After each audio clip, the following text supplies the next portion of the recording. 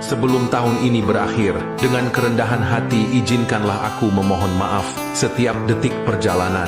Sepanjang 2025, ada kalanya aku terlepas kata atau perbuatan yang mungkin menyakitkan, tidak sengaja atau tanpa disedari.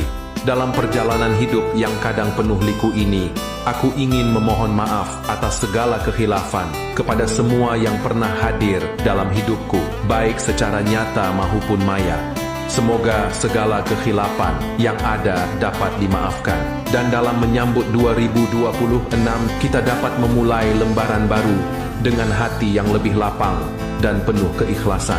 Terima kasih atas segala pemahaman dan kasih sayang yang diberikan. Semoga kita terus diberkati sepanjang tahun yang baru ini dengan kedamaian, rezeki yang barokah, serta kebahagiaan dunia dan akhirat. Amin ya rabbal alamin.